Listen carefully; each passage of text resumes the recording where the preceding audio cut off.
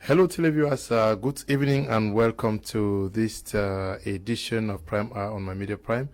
We are very, very sorry for the late start, and we plan to do certain things in life, but nature imposes otherwise. But since many of you have been writing, telling me that you're waiting for the program, that is why we took the pains to also wait and make sure that everything is okay back here in the studio. Coupled with the traffic situation in Douala, it's not easy to move from one part of the city to the other. We are going to start with two panelists who are in the studio. Alex Angepi, who is a militant of the Cameroon Renaissance Movement, who is a member of the communication unit. Good evening and welcome. Bonsoir aux millions de personnes qui nous suivent ce soir. Un bonsoir particulier aux détenus du MRC qui sont justement arrêtés, qui se trouvent du côté de Neubel, particulièrement à M. Charlie. Un bonsoir à Stéphane So, un bonsoir également à Salmon Bias et tous les autres qui sont du côté de Neubel, et bien sûr sans oublier ceux qui sont de Konengi. Je parle pas là de Mamadou Mokhtar, et demander surtout aux populations de la Renaissance, au peuple de la Renaissance de rester mobilisés, car le président Mamadou Mokhtar il se peut qu'il soit libéré d'ici 15 à 18 jours, donc restons mobilisés pour l'accueillir lors de sa sortie de prison. Also with us is Senior Barrister Ashu Emmanuel, the National Senior Barrister Ashu Emmanuel, the National President of the Reform Party. Good evening and welcome. Good evening, Mr. Kum. Good evening, Alex. Good evening, televiewers. I wish to address my sincere condolences to the families of the bereaved, those who were killed at Mautu over the weekend. Sorry for your loss. We hope God will give you the heart to bear the loss. It's not been easy for you to move from Bunaberi to 2 hours where we are. inside traffic. I don't know what it will look like when the competition will start, because moving inside Douala now, there's no way. I've actually had to abandon my car and take a bike to reach here. Otherwise, even in 5 hours, I would not have been here. Okay, that's the situation of our movement. Tamai Jarvis is going to be participating from where he is. Good evening, Jarvis, and welcome. Good evening, Jonathan. Good evening to Senior Barrister. Good evening to all those who are watching us, and a special good evening to the Bishop of Boya, and good evening to the President of Cameroon, President Paul Biya, and of course the CRM leader and all political parties. How are you doing today? Well, in Nairobi is fine. I just look at the infrastructure in terms of road. As the Barrister was talking about the issue of roads, I just have to look at that of Nairobi. I said, what if we have a system like that? It will be better, and such a traffic will not be an issue in Cameroon. Okay, we are also saying a special good evening to you, Ndifo Ferdinand. You set the tone for our discussions of today with a petition that was sent to the senators and parliamentarians of the Northwest region. I'm sure I have that document somewhere here with me. I have to read that document. It reads an open letter to the honorable members of the National Assembly from the Northwest region, honorable members of the Senate from the Northwest region, subject public investment budget disparities. Dear honorable gentlemen, find below the public investment budget for the Northwest region and see for yourselves fractions you have obtained for us compared to other regions. You have questions. For Ferdinand, he says that I have a few questions for you, honorable gentlemen. One, what are the criteria used in allocating the public investment budgets to various subdivisions, divisions, and regions? Does the population size play a role?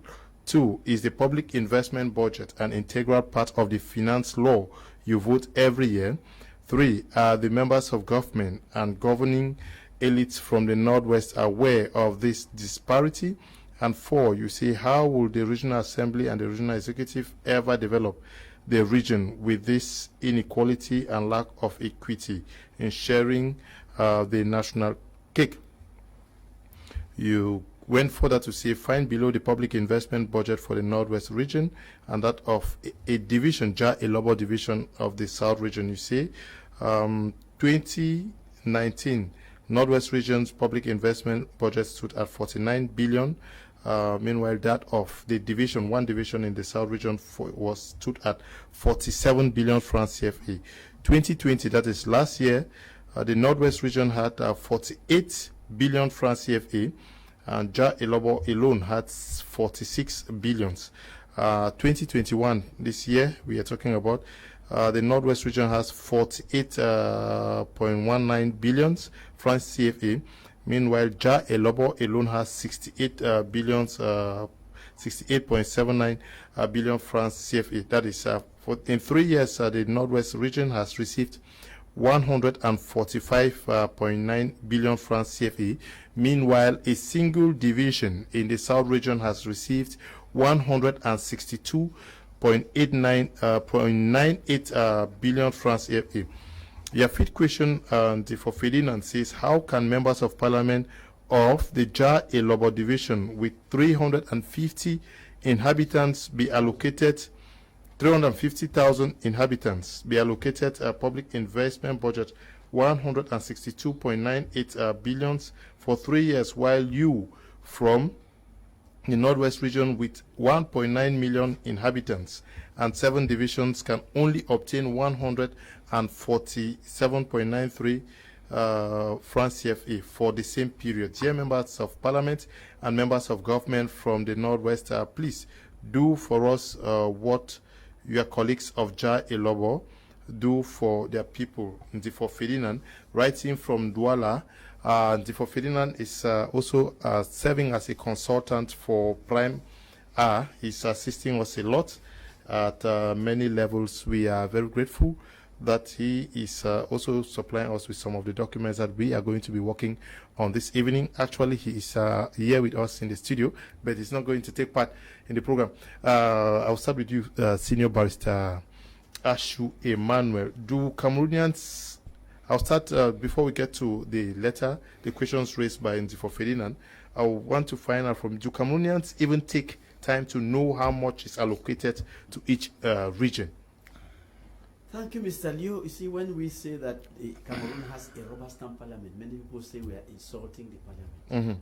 But you can see, because most of these parliamentarians just go and see that all they're interested in is just the monies that they are paid them and all that, and they are, you see. The time period, that's the time when they are even giving the documents, the bills for examination, for scrutiny, the time is so short that most of them don't even open a thing to look at it. Because you cannot even understand the rationale behind this type of thing.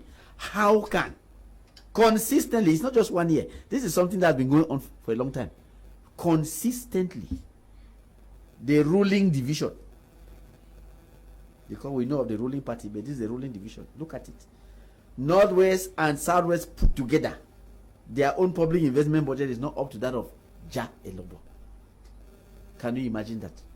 You see, simply because the people who are there, their prime reason for being there is not to protect the interests of the people. Mr. Ndifo, I'm sorry, you are just wasting your time. What do you think any parliamentarian can do in the parliament? He can do nothing. They will tell you that you have to vote according to party lines. The party has said that you are going to vote what is presented. When the bills are presented, how many bills have you ever seen being modified? They will always tell you, voted as presented. So, it's a waste of time. Yeah, but my question is, you see, this is an officialization of tribalism at the highest level of the state. Officialization. How can you explain this type of thing? It does not suffice that all they have in a government of 70 ministers, about 45 should be from their region. Out of the governors, they have absolute majority. The DOs, the same thing. The magistrates is the same thing. Look at even the investment budget. at the highest level, officialization of tribalism. No, it's terrible. I don't think this is a shame. It's a shame.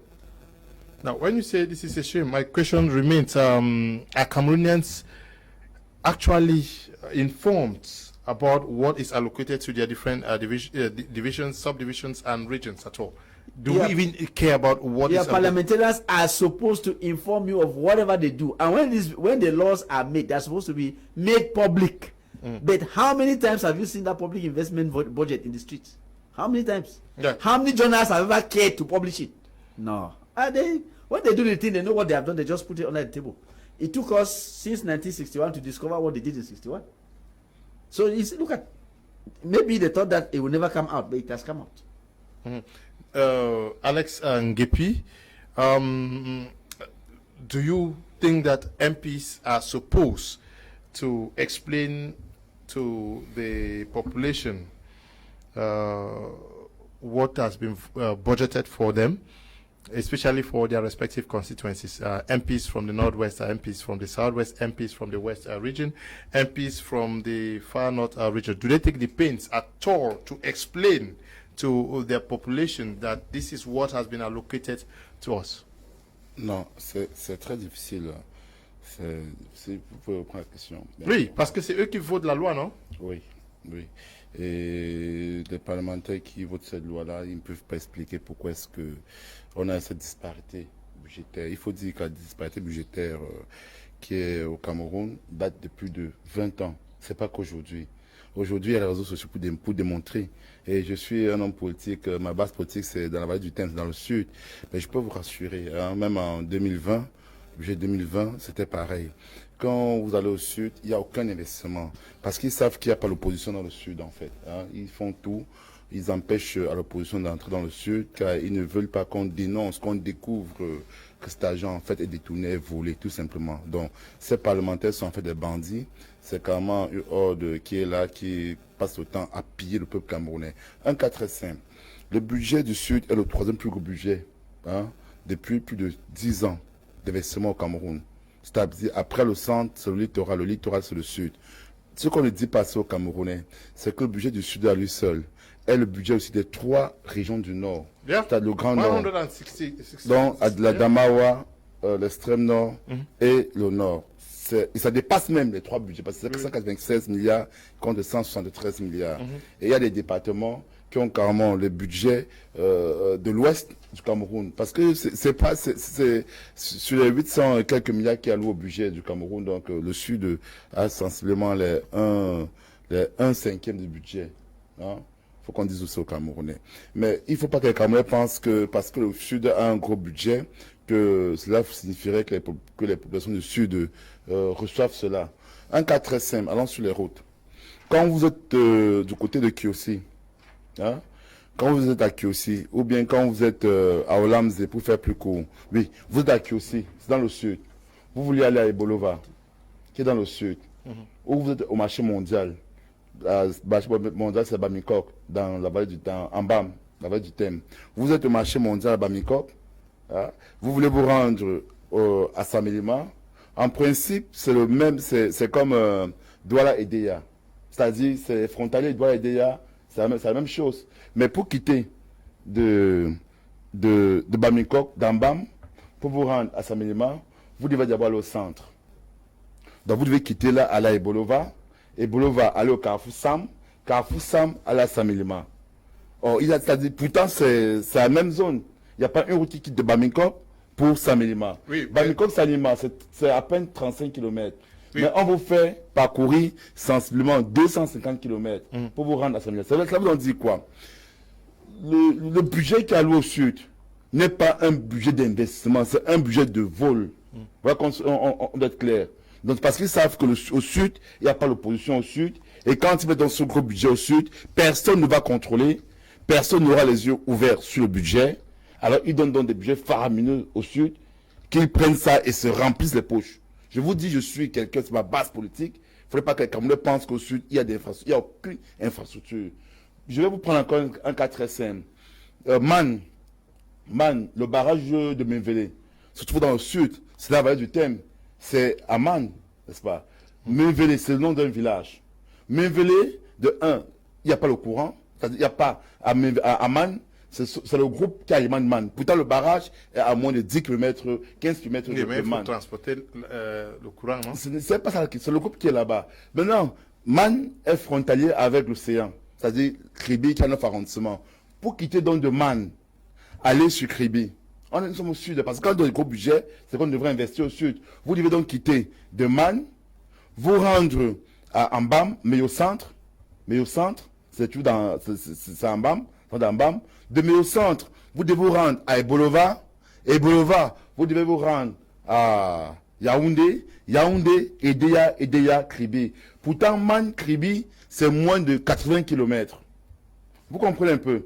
Donc, il ne faudrait pas que les Camerounais pensent parce que Alex, what we have to also understand that when you look at this budget, a good chunk goes to road construction in the south region. Oui, a good chunk is dedicated to open up roads. But before I come back to you, non, juste pour ça, permettez-moi. Je vais dire quoi? Ce budget est depuis plus de 10 ans, c'est pour la reconstruction. Il n'y a pas de route. Donc c'est pas aujourd'hui, c'est pour les routes. 2020, c'était la même chose. Par exemple, pour quitter. Mais il y a certaines routes qui ont. Il n'y a pas de route. Je vous dis, c'est ma zone. Il n'y a pas de route. Okay. Pour Ambam. Ambam pour Olamze. Olamze qui est en frontière avec la Guinée. C'est la territoire. Donc 2 arrondissements. Il n'y a pas de route. Donc j'ai voulu prendre cet exemple-là pour faire comprendre aux citoyens camerounais. Au sud, il n'y a aucun investissement qui est fait au sud. Je vous dis, par exemple, au sud, il n'y a pas d'électricité au sud. Au sud, ce sont les groupes électrogènes qui fonctionnent au sud. Donc quand on vous dit qu'une province comme le sud, qui a de gros budget, on n'arrive pas à avoir de l'électricité, c'est pour vous faire à quel point c'est un budget qui sert à voler. C'est le vol tout simplement. Parce qu'il n'y a pas l'opposition pour contrer ce budget. Donc ça va clair dessus. Tamai Jarvis, your reaction when you looked at this budget, but I also want to find out from you whether you think that Wurenda's account on how previous budgets were utilized, because we are talking about the 2021 budget, and nobody has given an account on how the 2020 budget was used and the previous 2019 budget. Seemingly, nothing is said about that. Leo, I think, like Senior Barrister said, our MPs, sometimes they don't communicate. Not just that, sometimes they don't communicate. They don't see the need to want to communicate with the people to explain the situation as far as the budget is concerned, the situation as far as adopting the budget is concerned, the various criteria that were taken in order to have the budget, and in terms of updating how it was used. I believe that when we look at the role of an MP, I strictly and honestly believe that our MPs seem not to understand the role in which they were elected. And they are just carried with the fanfare that they are members of parliament and just look just within the money that's been given to them as per their subcommittees. But when we come to the nooks and to the nitty-gritty as far as a role of a parliamentarian is concerned, it is his obligation to update the municipality as far as the budget allocation is concerned, as far as how it was utilized. And the people have that right to put their MP into question and call their MP to explain how the budget for 2019 was allocated. You asked a question to Senior Barrister as far as why is it that most Cameroonians don't care about the budget. They simply question, the answer to that question is simple. It's simply because most Cameroonians, they have lost interest in politics, and so they feel that even economic issues, they consider it as political. I give you an example, especially in Menchum Division. Let's look at Menchum Division. If you look at the road between Bafut Forest and right up to Womb, and you extend right to Isu and the rest, and it will tell you that that is a road which by normal circumstances was supposed to have been done. And budget is being allocated in terms of construction of classrooms, in terms of construction of hospitals, in terms of providing access to good drinking water. This amount allocated to these divisions and to the entire Northwest region in general. But how many times do we have MPs to go down and educate the people as far as the project for the year? How many do a survey, you ask someone from Bamenda or in any constituency, let me not just limit my explanation in Northwest. Even in Fako, how many people understand or know the projects that have been allocated for their constituencies? Their MPs are in Yaoundé doing their normal charade. Instead to come down to the people and say, these are the projects that have been allocated for this year, and these were the projects allocated for last year. These were the amounts for last year, and this was how much was realized for this year in this constituency, and fight for the interest of the constituency so that a good number of a great amount is allocated pending the projects that is supposed to be carried out. But when we look at the context of Bamenda or Northwest region in particular, it's like most of the MPs are begging to have the role of MP, because if they are kind of like, the way they act is like they are afraid to want to raise their voice and demand for what is supposed to be done as far as infrastructure is concerned. If you look at the road network, we are just blessed in the Northwest region that we have a lot of good potable water oozing out from the rocks and from the good aquifers that we have. Assuming that we are in other regions, like in Far North regions where we don't even have classrooms and we have poor water system, the budget that is allocated for this region, what is it being used for? So the role of the MP have not been understood by the MP. The MP don't understand their role at all. And the people too are helping the MP in this regard, because the people are so quiet. They feel like the MP is a kind of a demigod, and will only get the MP comes during campaign and tell you, I'll construct road, I'll provide this, of which it is not the role of the MP to provide those things. At the end of the day, they sit and deliberate budget allocated for project. So the people of all the divisions in Cameroon and all the regions, they need to take back their responsibility and start questioning their MPs, and like what Difo Fedina has done. This is a Cameroonian, and that's the spirit of Cameroonian, to hold the leaders accountable. It is our duty to write to MPs to request or demand an explanation as to the budgetary allocation and how it is going to be implemented. It is not just the role of us sitting down and just saying, well, our MPs are not doing enough. If all Cameroonians follow the road of Difo Ferdinand, I think that the MPs will sit up. They will now start looking at issues that affect our development, because the budget is development, is not politics. But when we sit quiet, we assume that it is politics. It takes us away. So I want to applaud Difo Ferdinand for such a brilliant move. Our senior barrister said nothing will change. Something will definitely change, because some people who are watching now who may want to be MP next year will want to learn from this. And I believe that if we continue to put pressure, or another letter follow in, we have other letters and associations, civil society organizations are in the Northwest region. What are they doing? They are supposed to pick up from where Ferdinand ended. Yeah, there is a picture of a guy from the Grand North who is already raising concerns, asking why the South region has more allocations than the three northern regions put together. Yes, those are the kind of moves I expect that Cameroonians should take. In fact, they should take a positive mode. Civil society, the worst civil society organization. In all the regions, we have civil society. But what are their roles? Each time they are supposed to educate the people of the budget. The civil society is not just to come and say government should respect right, freedom of speech and democracy. No. Each time a budgetary session is held, the civil society picks up that document, goes to the sheet. They are civil society. They go to the sheet, educate the people that this is the amount that has been allocated for you. This is how you hold your MP accountable. This is how your MP is supposed to do. But we don't have them. We only have civil society. When it comes to the government, is supposed to allow freedom of speech, freedom of expression, so that they use that as a leverage to get funding. But it is their duty to educate the masses. If everybody goes to the like of Difo Ferdinand, I believe that our MPs will sit up. It's not, this is the way. People should pick it up.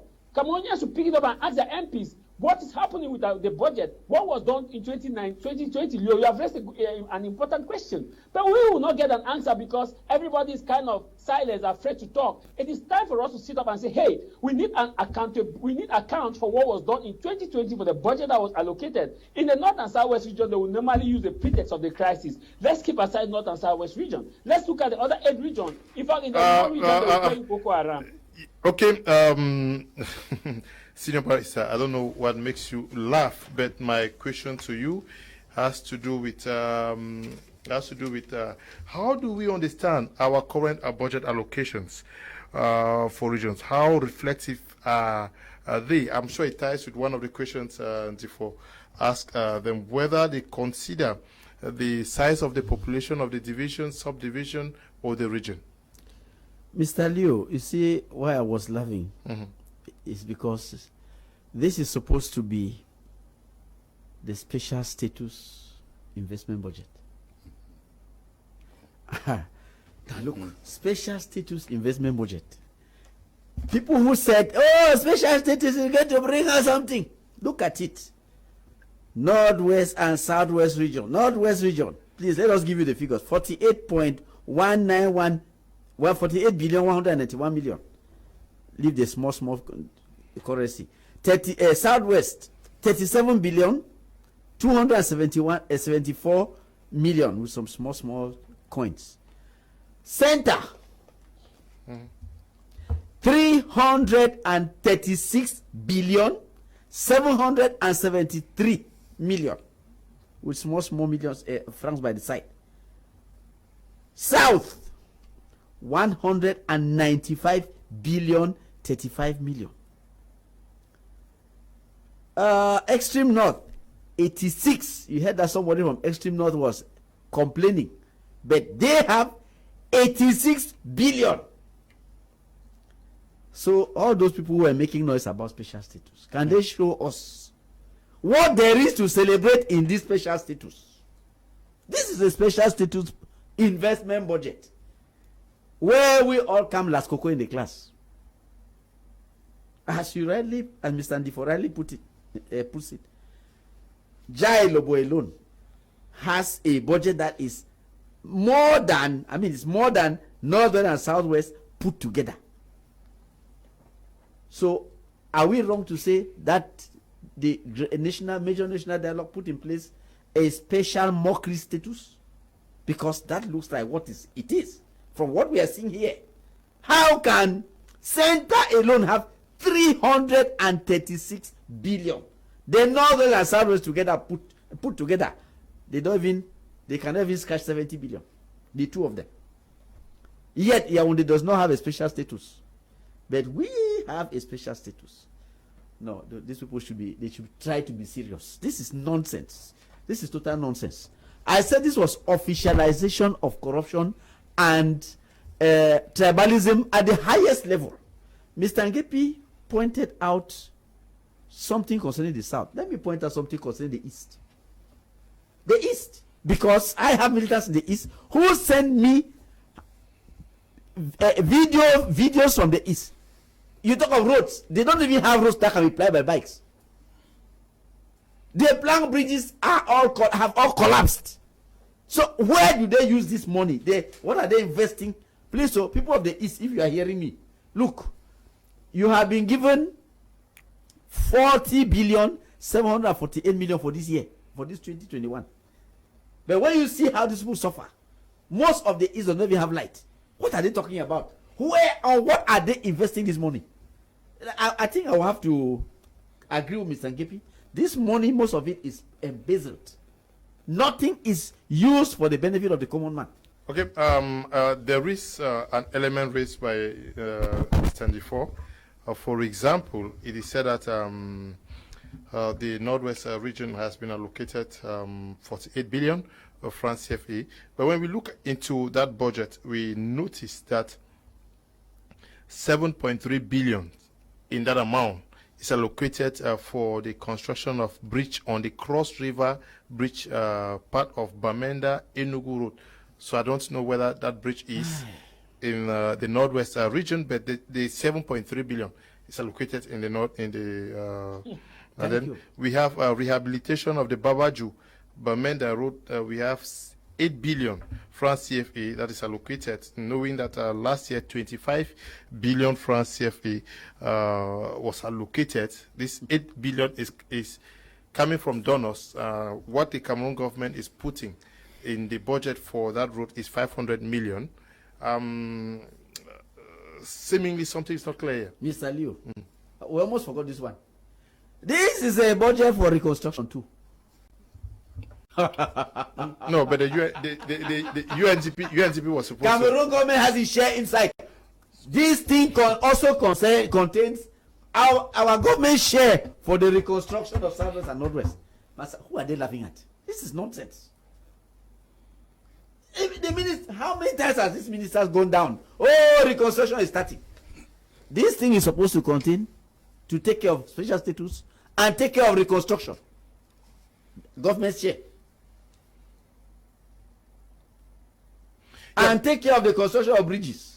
Yeah, but when you come up with a budget of 48 billion for the Northwest region, and we know that 7 point something billion is allocated for the construction of a road that is not found in the Northwest, how do you understand it? What do you want to understand it? That they are constructing a road from West Province and they tell you that Norway should fund it. What do you understand? They don't want the money given to the Western Province to be touched concerning that road. So it's simple. No, but that road is along the Bamenda Enugu corridor, so it should be found in my division. Well, okay, you mean the Manfe? Yes, because Bamenda. Yes, because it's talking of construction of bridge on the Cross River Bridge. No, Cross River is Manfe. That's Manfe. Yes, but the budget is found in the allocations for the Northwest. Well, they don't know the people who made that thing did not even know where the areas are, the regions are found, because when you talk of Manfe, well, you know that many of them call us. They call me Ashwe Bamenda man. They don't know that Manfe is different from Bamenda.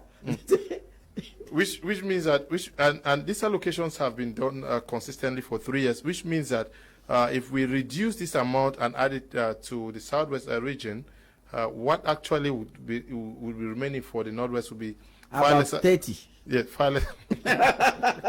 About 30. That's it. So what is the rationale behind that? Anyway, you are going into some small intricacies which don't even really matter. Why don't you go and look at the things? What is the reason why they should give Yaoundé 336 billion investment budget? What's the reason? What reason? Are the people who are Yaoundé breathing air-conditioned air in the streets? Nonsense. Okay. I think I have a brief interjection there, because if we look at it very well, budget is an allocation that shows revenue and expenditure within the next year. And to be very honest with you, the budget for Northwest region, maybe they are taking into consideration the existing armed conflict, because you have to invest and you have to get in. So maybe they are looking at the fact that there are some projects that may not be achieved now in the Northwest based on the existing reality of the armed conflict. We cannot just throw away the total reality without looking at facts on the ground, because if projects are supposed to be carried in the Northwest region, there must be peace and stability, and they must be sure that these projects that are supposed to be carried out will bring in this certain amount of revenue in, because it's an estimate that shows revenue and expenditure within the next fiscal year. So maybe in this context, I'm just playing the devil's advocate. Maybe in this context, they are looking at the fact that it is not stable. Whereas in the Central region, as Senior Barrister just quoted, the Central region, they've seen that it's stable and has that certain number of 300 and something billion, which because of that investment, they will have at least a certain number of investment. My worry in the total budget is that we have not been told whether it is a balanced budget or a budget surplus or a budget deficit. Because if it is a balanced budget, or if it is a budget deficit or a budget surplus, when we have this context, we can well know that, okay, this is what is happening. But to my own understanding, as far as the reality of the Northwest is concerned, in terms of the existing armed conflict, maybe can you fix your camera, please? Is it okay now? No. Just turn it. Maybe I'll come back to the other panel. Let me readjust it. Okay. Oui, Alex Ngepi.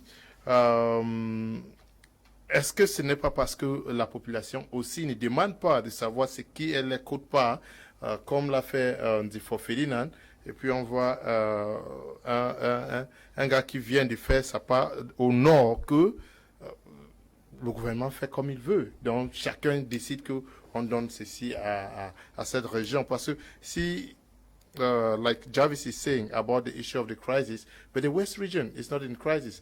Littoral region is not in crisis, and the littoral region has less than what a single division in the South region has.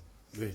Il faut qu'on Il faut qu'on soit clair. Hein. D'abord, ce sont les mécanismes d'élaboration de ce budget qui est remis en cause. Parce qu'en principe, nous qui sommes des hommes politiques, quand nous sommes dans nos circonscriptions politiques, nous sommes conscients que si nous voulions mettre sur pied des projets, hein, nous devons nous rapprocher de auprès des populations.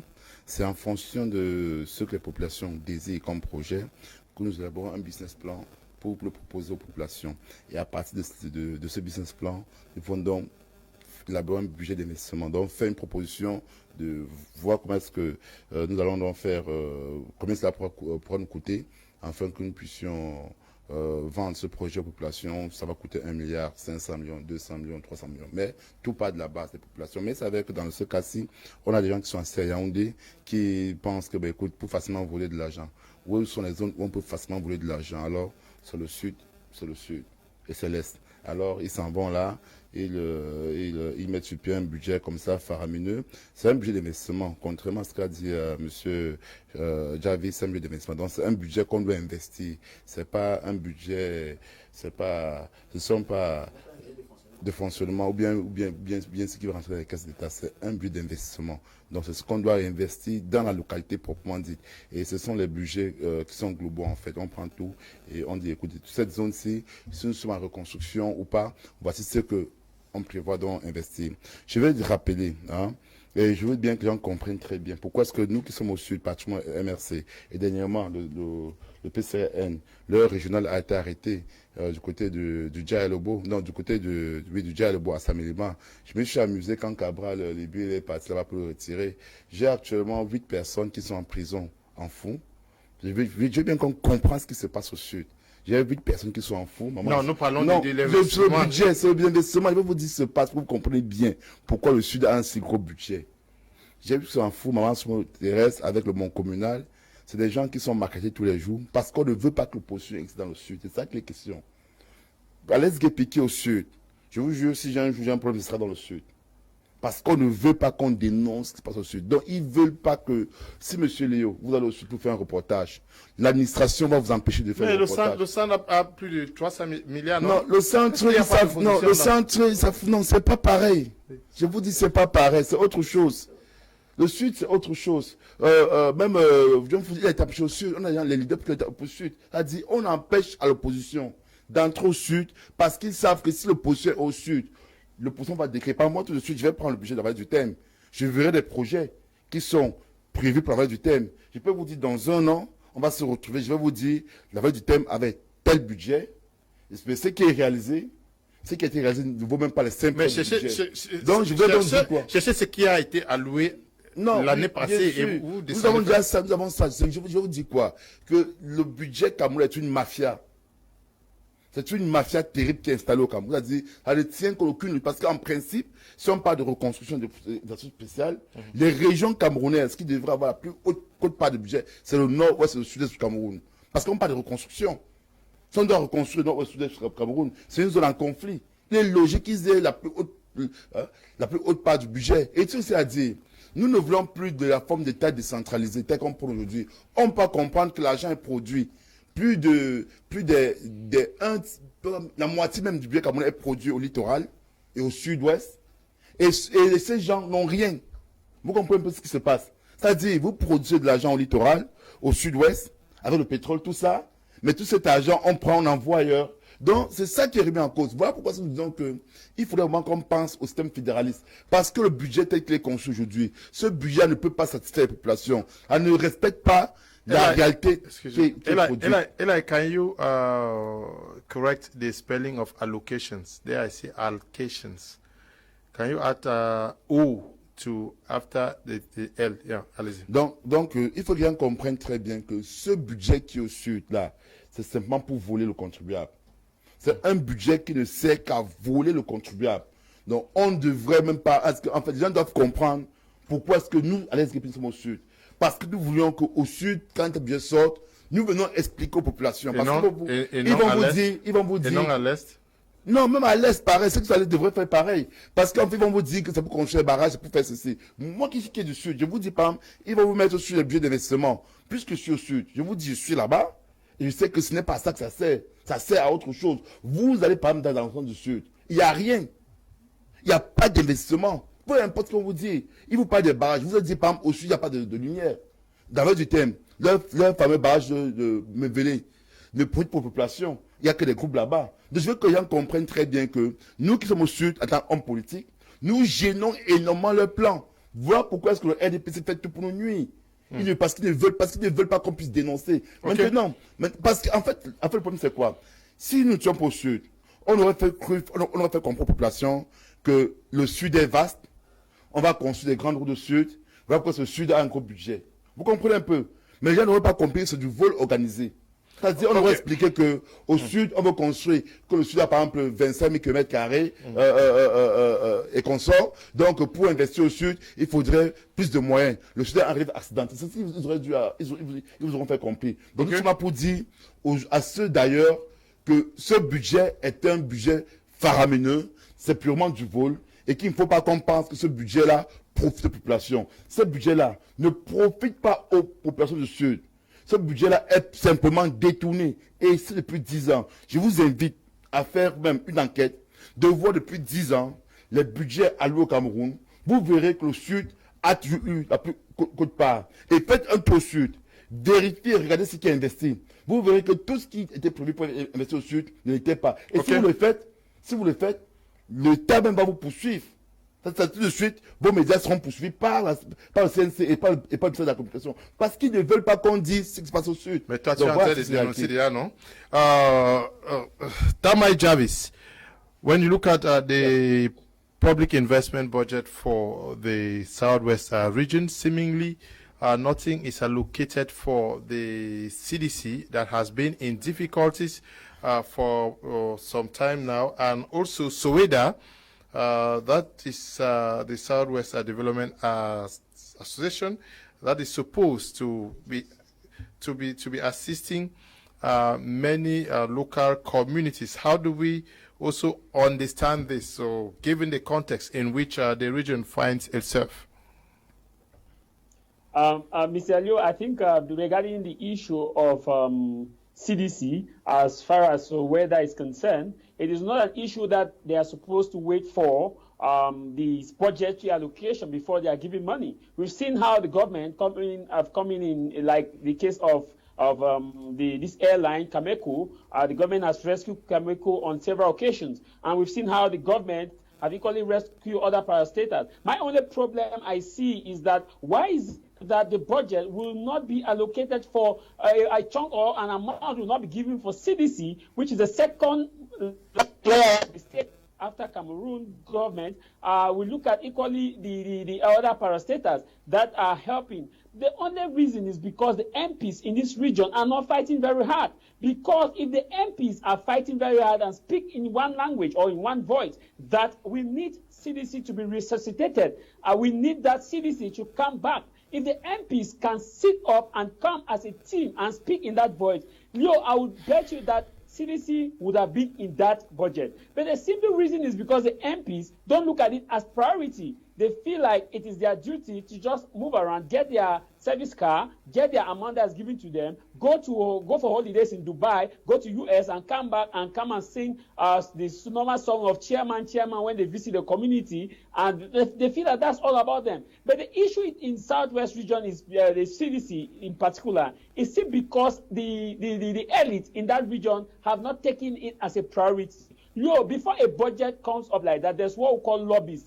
Various groups or prominent politicians who are not even members of parliament, but who have stake in the government, like the other elites, come up as lobbyists. They lobby the government to tell the government that we have this project in our locality. We have CDC, which is dead. CDC produced. CDC is doing this. When we have these lobbyists come together, they now move to the MPs and channel their petition to the MPs. The MPs now carry it to the parliament and debate it and say, hey, this budget needs to be worked upon because CDC is not there. This is the implication, this is what is affecting us. I think that, to answer your question, is priority. To them, CDC is not a priority. That's why you will see that it's not there. The Cameroon government, and like any other government, we want that people who are affected should raise their voice. Leonard, you only quickly assist someone if that person tells you I have a problem. But if the person comes to your house, instead of demanding that he or she needs money to pay the child's school fees, the person is demanding for food. You will be forced to give that person food, thinking that you're solving the problem until Can you fix? You have to touch this. Your camera or whatever device you are using, it should be on landscape and not on auto rotate, because anytime you're talking, it rotates. Yeah, just go on. Yeah, what I was saying is, in this locality, we need to take it serious, because the MPs are not taking it serious. That's why we are facing what we are facing today. The moment that the MPs want to take it serious, the senators will take it serious, you will see that CDC will not need public investment budget. CDC needs a special operation to rescue it. It doesn't need public investment budget. But because the MPs are docile, because the senators are docile, the elites are playing their own politics in their own end, they are less concerned. To me, it is a priority that the MPs sit up. That's why you see that it's not in that budget. It's not only that, Mr. Leo, look at Mention 4. What's happening in Mention 4? Look at the ring road. What's happening with the ring road? The ring road has been promised from time immemorial, but the MPs keep staying quiet, silence, and keep enjoying their enjoyment. But the moment that these MPs will sit up and say, hey, this is what is happening, we need the ring road to be in that budget. We need CDC to come up, not even in public investment budget, because if you wait for public investment budget, it will be squandered. CDC needs a special commission created, a certain budget to be disbursed to CDC to revive. Cameroon is known not just only football, but because of CDC. CDC produces bananas. CDC recruits a lot of people, and because they are not operating now effectively, you see why their lands are being fought left, right, center. And the simple reason I see why the elites are quiet is because they want the lands of CDC. If they don't want the land of CDC, you will see that they will fight, because they simply want the land of CDC. They feel like CDC is occupying their land. They need to sell. I think that's the reason. But the moment they will sit up and speak in one voice, you will have CDC be not only a public investment budget, but a special commission will be created for CDC, and we need that. Okay, good evening to you all in the studio. This is Elvis from Kumbako Sala. I like the transparency and of the program, and it's educative. Hi, Mr. Leo. Rene from Nonglase. Douala budget is allocated in proportion to the number of CBDM militants in each region. That is why the central region is highest. Okay, that is also another angle. I don't know how. Good evening, Mr. Liu and the crew. I love your program. Keep it up. As for the recent budgetary allocations, nothing justifies it apart from the fact that we of the English language expression should face the reality of marginalization. It's clearly written on the wall for us to see, but our politicians keep fooling themselves. Anonymous is writing from Muyuka. Hello, Mr. Leo. Greetings to you all in the studio. I think the government is playing a jack and Jill game on her citizens. Is it normal for parliamentarians to mention roads construction, which is the right of a citizen during a campaign? Emmanuel is writing from Ngusu in Ngusu out there in Yaoundé. How do we understand what is happening? He says that the MPs are not doing their job, but this budgetary stuff starts at the level of the subdivisions, subdivisions, divisions, the governor's office. Thank you, Mr. Leo. It looks like Jarvis has been taken over by the people in Kenya there. He must be thinking about Kenya, not Cameroon anymore. Because the MPs, they don't prepare the budget. The budget is prepared by the government. But they validate, they vote. It comes to them already as a bill, which is quite often given to them 24 hours before. Huge thing like that, they don't even have the time to go through it. You see, I won't blame them much. The thing is, you see, the government, like some person said, the government doesn't look like it's serious about this thing. How can you tell me that it is an MP who has to go and lobby for projects in his area? We all know that Sonara, which used to give government a lot of money, was a victim of fire. And Sonara needs to be revamped. Do you need to go lobby for Sonara to be revamped? Is that a public investment?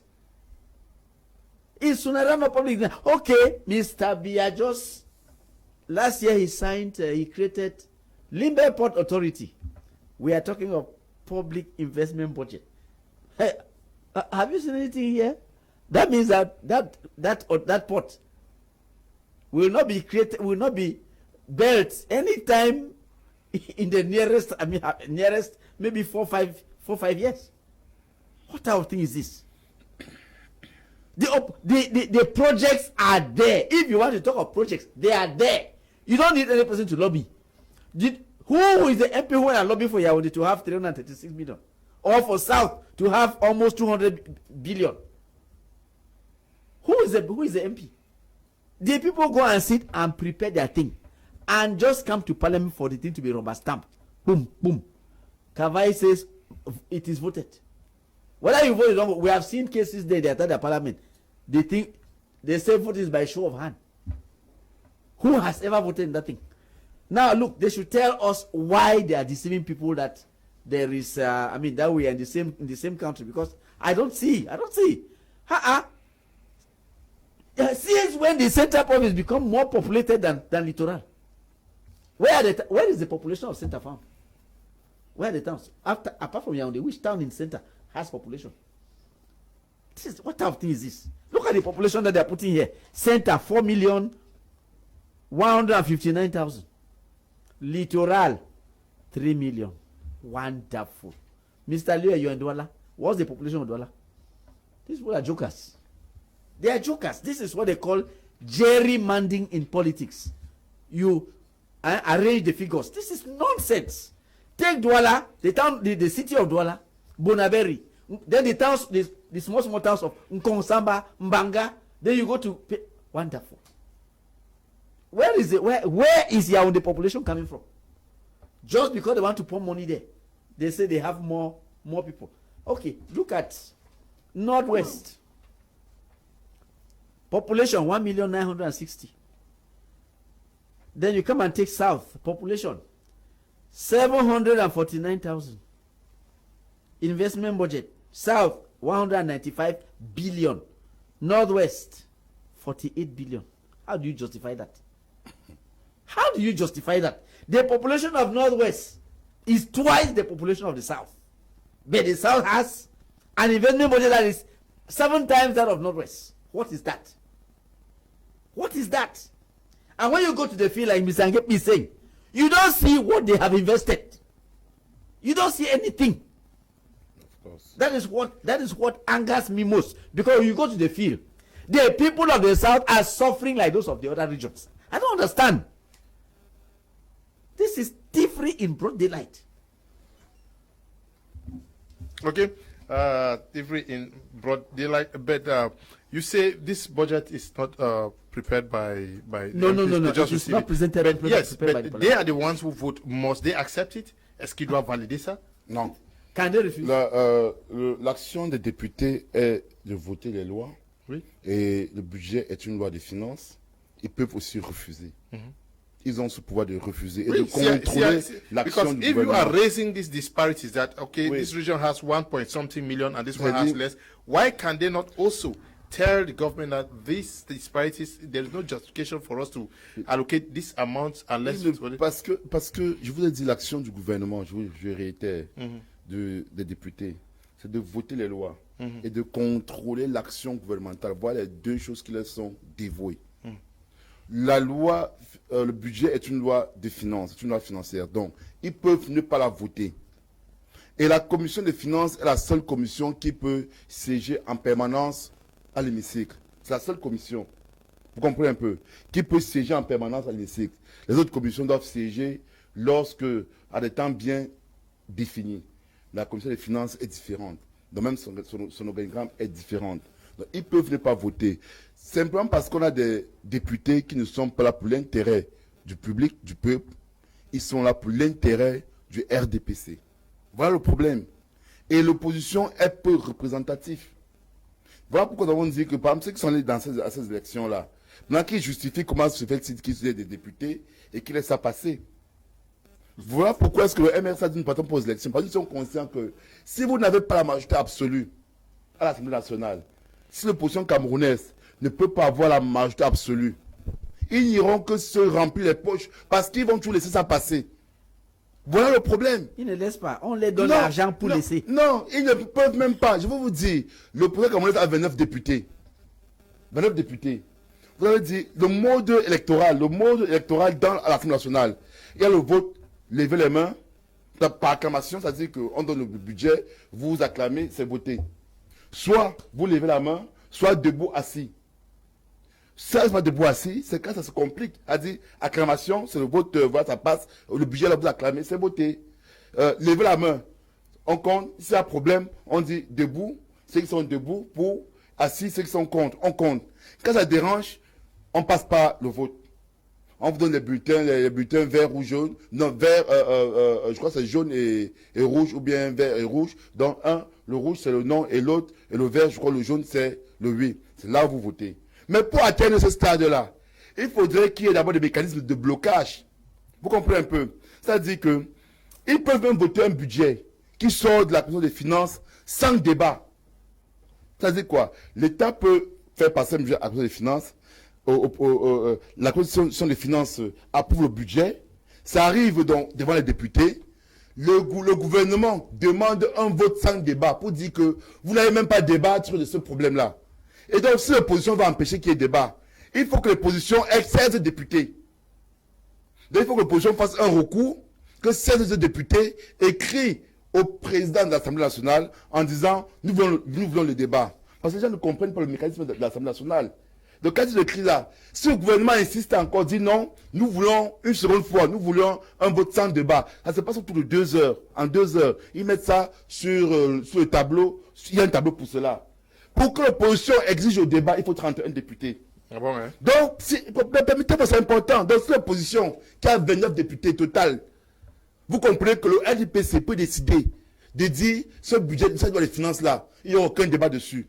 Donc vous arrivez, on dit par acclamation, comme ils sont nombreux, tous acclament, ça passe. Voilà pourquoi est-ce que nous avons dit, ça une réforme consensuelle du code électoral. Vous allez là-bas, c'est pour vous remplir les poches, parce que vous ne pouvez rien faire. Voilà la preuve. Comment peut-on expliquer que ceux qui sont au littoral, les partis, il y a un parti politique, le PCRN, tous les 5 députés viennent du littoral. Le littoral est le premier financier de l'État. C'est le premier à contribuer au budget de l'État. Comment peuvent-ils accepter que le littoral ait un si faible budget? 60. Comment c'est possible?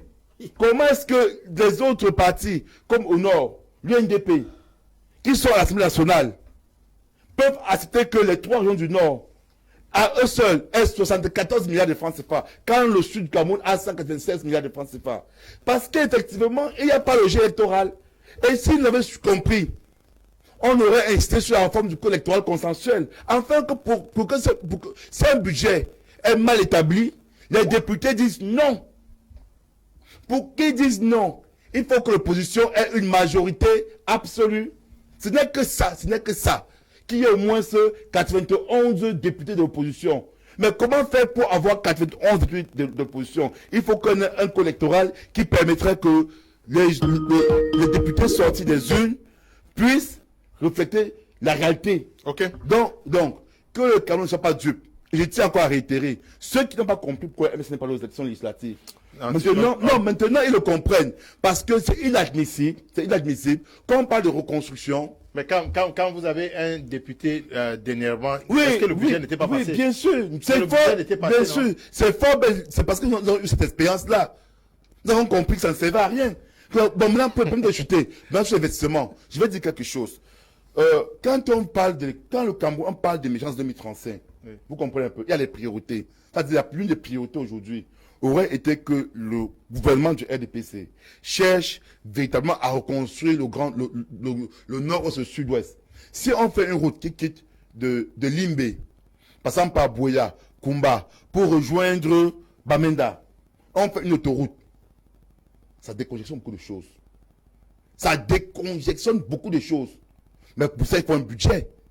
Si on cherche à financer l'employabilité des jeunes, c'est-à-dire la DDR qu'ils ont créé par exemple, ils pouvaient voir comment faire pour sécuriser certaines zones, créer des activités pour les jeunes, leur financer, afin que ces jeunes puissent retourner dans leur zone d'habitat, créer de l'emploi et amener les populations à rentrer.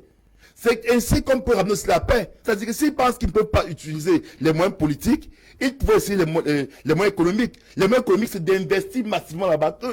Un réfugié qui se trouve un déplacé interne ou bien un réfugié du Nigeria se rende compte que s'il retourne par exemple à Manfé, l'État lui garantit la sécurité. Et s'il a besoin d'un projet de 10 millions ou de 20 millions, l'État lui permet de prendre cette somme-là afin qu'il s'installe et capte les autres réfugiés à venir travailler. Et cela va permettre de ralentir l'économie. Et cela peut être une résolution de la crise anglophone, pas des solutions économiques. Donc, c'est-à-dire que ce budget-là qu'ils ont mis sur pied n'a répondu aucune forme.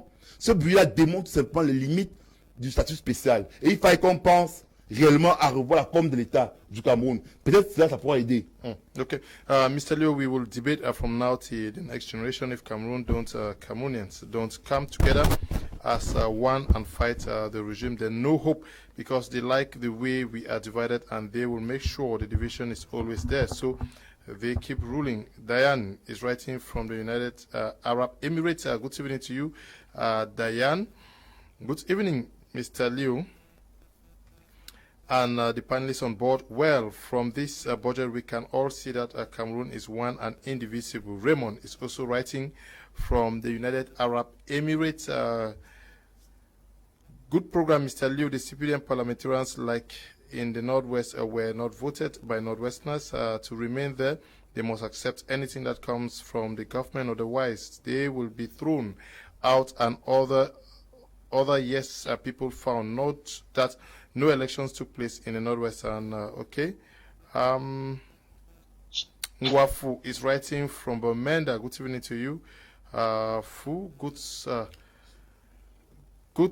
day, Mr. Liu and panelists. In as much as I agree we have bad governance, let's make Cameroonians reasonable. I think budgets are allocated based on the projects that are to be realized in the respective regions, irrespective of how populated the regions are. If the South has a bigger budget than the Northwest, it is because there are bigger projects to be realized in the South. Nkwane Bless is writing from Yaoundé. Okay, Nkwane, your point is valid. Good evening, Mr. Liu and the panelists. Our MPs cannot control the government's budget because of party politics and the interests of whosoever entered their names on the list. Until the day we shall develop the love for our fatherland, then things will change. Metro Sama Collins, writing from Kumba.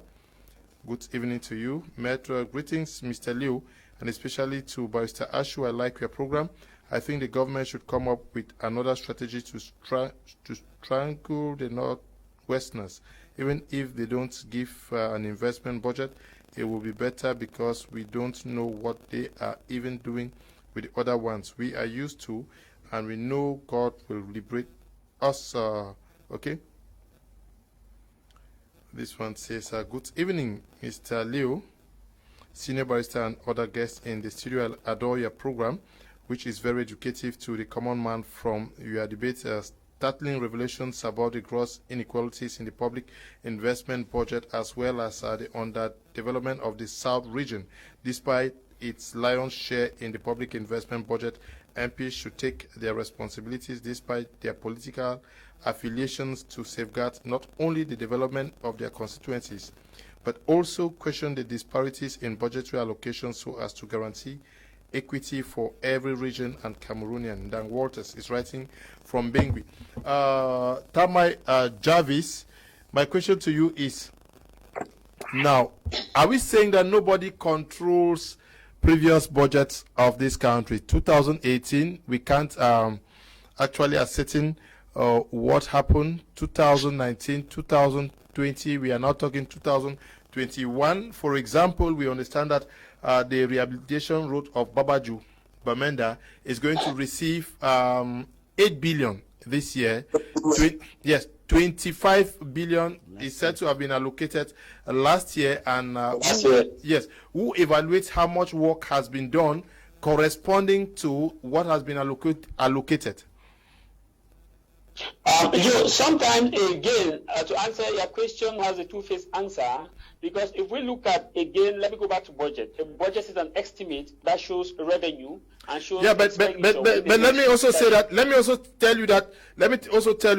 The 8 billion francs CFA allocated for the Babaju road comes from donors here.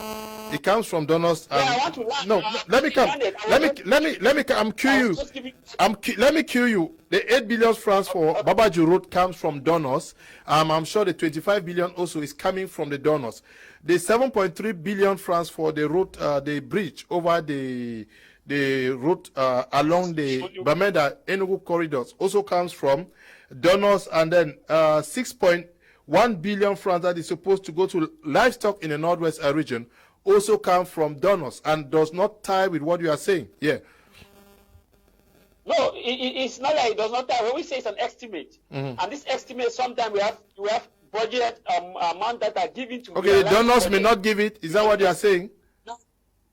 The donors. Sometimes, yes, I want to say that sometimes if there is let's say an instability like the Bamenda Babaju Road, not all the amount is released to the public. It's clear. But the problem there is that we don't have a spirit of accountability and a spirit of updating the public to tell the public that this is what happened, this is why this amount was not disbursed, this amount was disbursed. The simple reason is because we are not accountable to the people. And sometimes you want to see into it, you will see that most of the amount were not disbursed, or some were disbursed and not were executed. But your question is that is this why is it that people are not updated as of or are held accountable to give a report as what was done within the last budget? The simple answer to that is the aspect of politics. We've had a system where people pay allegiance to more of the people who voted them or those who brought them to power than looking at the economic side of it and the common man.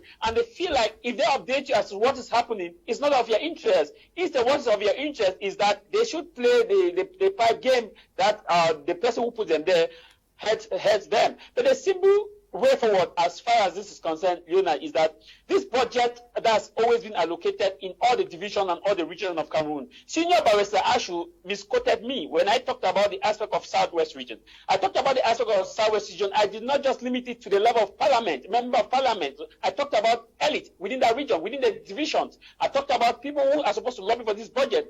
I remember that, the parliament still have the obligation to question. It's the parliament that has that role to question what was done to that budget, because people defend this budget before the parliament. For the parliament to visa each budget is even defended upon. But the parliament, sadly enough, especially within a different constituency, don't even tell the people the reality. Don't tell the people that this budget was brought to our table. We deliberated this budget, and so project was allocated in our constituency. We have come to see that this project were not realized.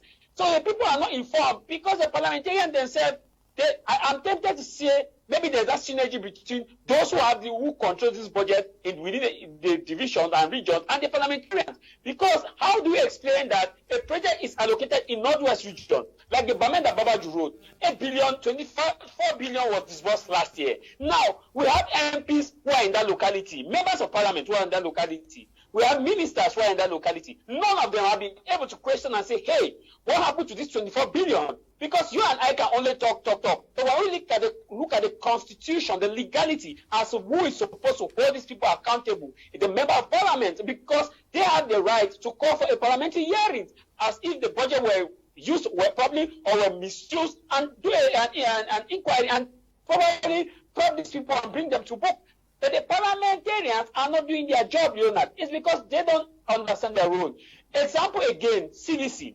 If CDC is crumbling, what happens to the elite and the parliament? The parliamentarian from Fakoi constituencies and other parliamentarians within Southwest region as a whole need to come together and sit and write a joint memo and send that joint memo to their majority head. The majority head sit and deliberate and say, okay, so budget was brought for Southwest region. Let's see what is the stake of CDC in this budget. We see members of parliament like in Kenya, we see members of parliament, they debate, they argue about their budget. They tell you that, hey, this budget was allocated in Nairobi Center, that it was not done. So we want you to go and revise this budget, or we will not approve this budget. And the parliament has the right to hold people accountable. So the answer to your question is that our parliament is not playing its role in holding people accountable to tell what was done within the last budget and what will be done within this next budget, simply because the feel like the people don't have the right to know. It is our responsibility of the people within the different constituencies in Cameroon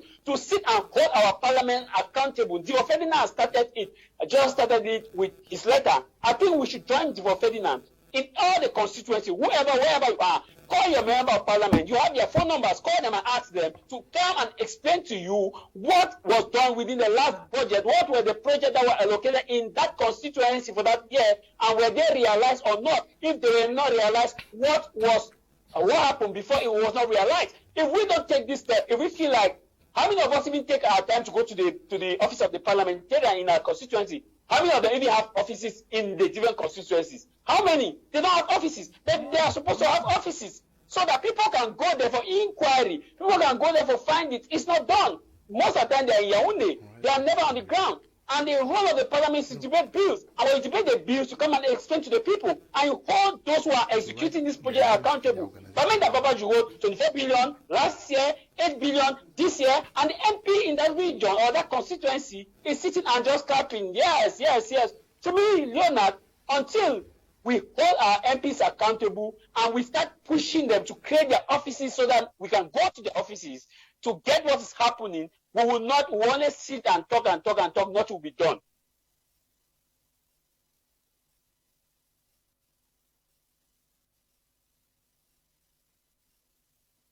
Parastatals in Belgium, Volvo is one of the companies which employs a lot of people. Each time it has financial difficulties, the Flemish government provides subsidies because it is better to keep people employed than the burden of taking care of unemployed people. This applies to other companies in the Western world. Do you see the private sector as a priority in government investment project? Thank you, Mr. Liu. Because when we look at the majority of what is going to happen in the Northwest and Southwest regions, for example, we will have a renovation of the houses of the divisional officers, issues related to renovating schools. Yes, that is where these budgets are going. Thank you. How did I say this was a reconstruction budget?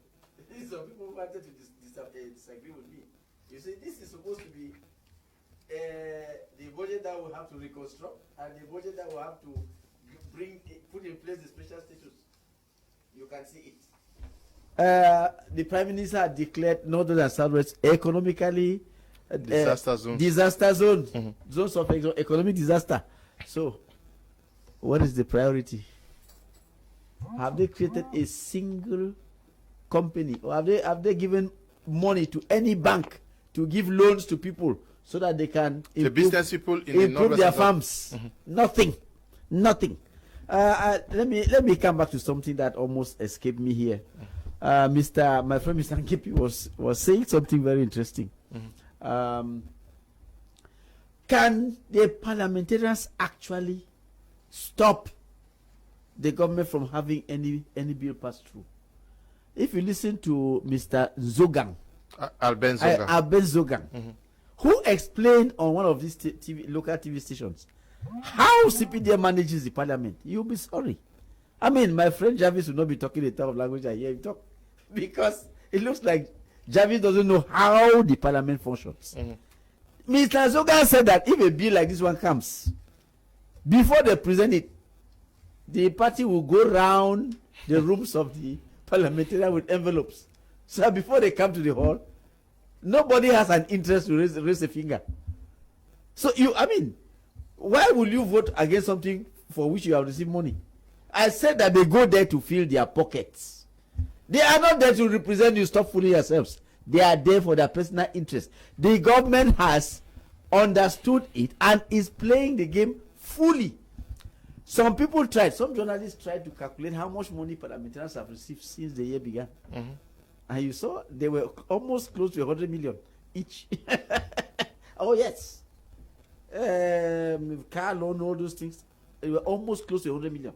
The guys go there to fill their pockets. We should stop fooling ourselves that we have people's representatives. No.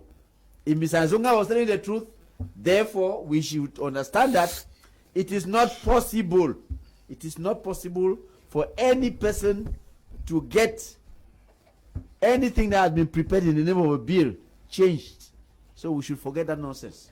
Okay, we should forget that nonsense. I don't know whether Jarvis buys what you are saying. Alex Ngepi, comment? I don't buy it. I don't buy it. Okay. I don't buy what the senior barrister is saying there as far as this particular issue is concerned. We must understand that whether you receive envelope or not, you still have that obligation to come to the people and explain to them. So the truth here is that, Leonard, the parliamentarians themselves have failed. It's not just an issue of collecting envelope. Whether you collect an envelope, CDC is dying. You collect an envelope and CDC is dying. What legacy do you have? We should start reawakening their conscience. You collect an envelope, Wada died. You collect an envelope, Menchufa is not there. You collected an envelope, you have a ring road is dead. You collected an envelope, Babachu Road, we are still feeling the effect of Babachu. If soldiers were killed along that road, it's because of the bad nature of the road. And because of the fact that the people, cars have to park and all those like. You ask yourself, what will this envelope do when it comes to your legacy? To me, let's not give the excuse of envelope. When we give envelope, is that we are legitimizing or we are giving the pretext that, hey, go ahead and be collecting your envelope. It is time for us to start hammering as Difo Ferdinand has done.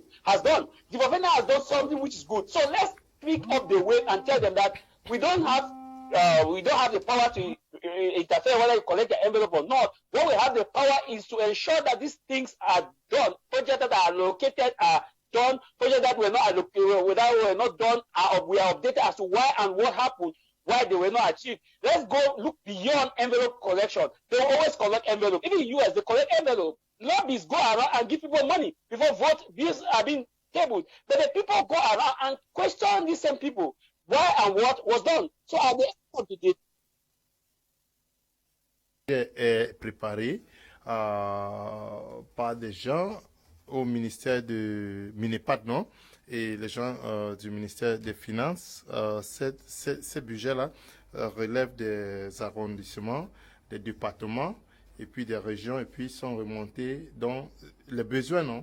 Des arrondissements, des départements et puis des régions et sont remontés au ministère à Yaoundé. Est-ce que ce n'est pas aussi le jeu des lobbies, des élites des régions?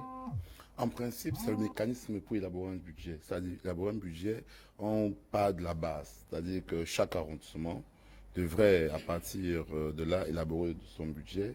Ça remonte au niveau des départements et chaque ministère, c'est pas à tous les niveaux. Oui. Donc, tous les ministères, que ce soit le tourisme, la fonction publique, les finances, travaux publics, tous les ministères, même à la mer, tout le monde élabore des budgets à leur niveau. Ça remonte, c'est centralisé pour enfin se retrouver à la primature et une copie est acheminée à la présidence. Le président est d'accord. Ça se retrouve maintenant à l'Assemblée, c'est envoyé à la commission, des présidents qui se réunissent et s'ils approuvent donc cette loi budgétaire, maintenant le président de l'Assemblée renvoie ce budget vers la commission indiquée qui est la commission des finances. C'est donc eux qui vont étudier le budget, ils étudient et ils adoptent d'abord ça. Bon, ils donnent leur accord.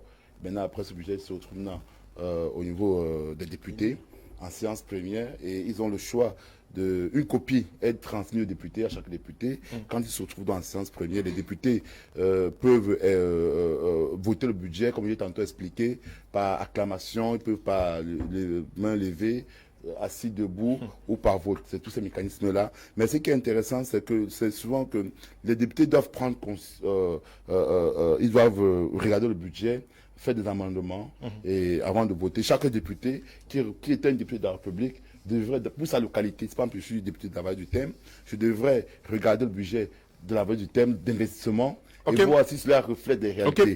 Donc, c'est juste pour, je te dis, les parlementaires ont le pouvoir de bloquer le budget. On a vu ça aux États-Unis, où le budget ont souhaité. Mais vous avez dit tout à l'heure qu'ils ne peuvent pas le faire, non? Non, j'ai dit qu'ils ont le pouvoir de bloquer, mais seulement à l'heure actuelle, comme c'est le RDPC qui a la majorité obèse et que ces parlementaires qui sont élus ne reflètent pas la volonté souveraine du peuple dès la base, alors ils préfèrent donc jouer le jeu du gouvernement, Ok. de RDPC, de ceux qu'ils ont mis là. Ok, et ok, non n'importe ok, qui. ok. Mais s'ils le font, ils ont la capacité de refuser un budget, de le renvoyer. Ok. Et les mécanismes Okay, peuvent we are reprendre. going to take a very short break. We talk a little bit of business to also help our communities out there. Many persons would want to have assistance, and they have been writing at times that when there are opportunities, Mr. Kum, please let us know.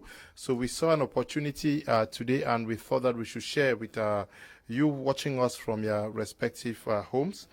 If you find it interesting, you can contact the person who is going to tell us what this opportunity is. We are receiving on this platform for a very, I'm sure, maximum 5 minutes, Mr. Njume Valentine Akela. He is the director of Educativa, based in the United Kingdom. Okay, good evening and welcome. Thank you. And I'll start by finding out what Educativa is all about. Thank you, Mr. Liu. I'm happy to meet Barrister Ashu because I've always been watching him. Okay. In the UK, I like the way he talks. Even the gentleman. Okay. We always follow up this program. Okay. So I'm Jume Valentine. I'm the director of Educativa Marketing. Educativa is a group of consultants, 15 of us, who came together to form this group in the United Kingdom. This is to help African students who want to pursue their education in the UK, in the US, in Canada. But this time, Educativa, because UK government, since 2 years ago, they launched this program where they are absorbing nurses into NHS in the United Kingdom. So Educativa is a whole group of 15 consultants to help for this project. You are based in the UK? Yes. Is there an office in Cameroon? Yes, we have an office in Boya. I'm here even with the court registrar of the Court of Appeal, Boya, Mr. William Nkume. Okay. He is our point of contact in Cameroon. In Yaoundé, we also have an office at Jega, around, no, not Jega Palace, Eligun Sonu. That is the old, I've just forgotten the name, but it is around Eligun Sonu, somewhere around that place. It's called, I'll remember the name. Okay. Now, you say there are opportunities in the UK now. Can we understand what these opportunities are? Are they short courses? Are there programs, direct programs that would facilitate your, you get direct employment? Yes. Okay. Yeah. So this time around is not education. This time is direct employment. Okay. In the UK? In the UK. Since 2 years ago, the UK government has launched a program where they are recruiting nurses, which Cameroon happened to be part of it because Cameroon is a bilingual country. Okay. So I'm not involved in politics, but instead to help Cameroonians. What Cameroon has given me, I want to bring it back. Today we had a seminar at Boya, at Eta Palace, where we had about 300 to 400 participants, and about 100 people were really interested in this program. Now, this program involved nurses, pharmacists, those who have midwife. So, you know, Cameroon is a third world country. The way we do things in the third world country is not the way they do things in the first world country. So these nurses, they come to England, they are going to study OAT. OAT means Occupational English Test. That is to twist their language, to make them become more dynamic, to make them become more responsible. Now, you see, most nurses in Cameroon, when they finish their courses, they have to join association. Like you have the Nursing Council of UK, which is NMC. This is Nursing Council of Midwife in UK that regulates all nurses and midwives, and that is a code of conduct. I have not seen it in Cameroon. It is in Cameroon, but most of these nurses, they don't know about it. So Educativa has come to tell them that those who will be recruited are coming to the UK to study OAT, and then later on they will register as NMC. Now to have this code and now begin to work in the UK. Now, for the first 3 months, each month they have about 300,000 funds that they have been paid. Now, after the first 3 months, they will do another 8 months again of internship, which they will be earning £2,000, which is about 1,450,000 there in the UK. in the UK. Now, I want to tell Cameroonians that your money you are paying directly to the company in the UK. What monies? Okay, for example, you know, I transported myself from here to Cameroon. I paid a flight. 2, the company that is going to train you, you are supposed to pay £2,500 for them to train you, so that now you become a full-time nurse. Now, it is not limited there. You have to pay £1,500 for your accommodation.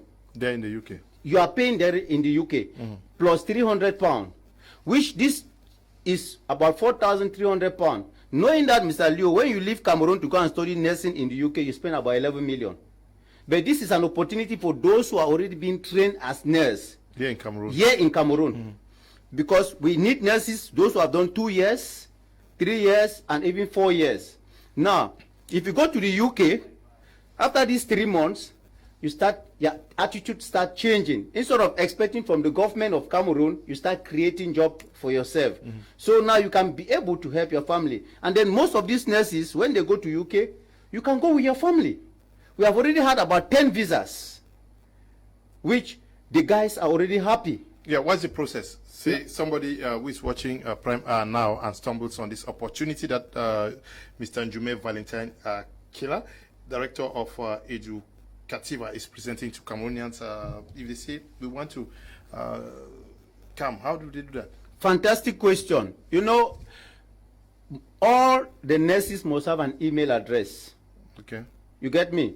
Now, you must have ordinary level, A level. Even if you study nursing 1 year or 2 years, and you must belong to an association in Cameroon.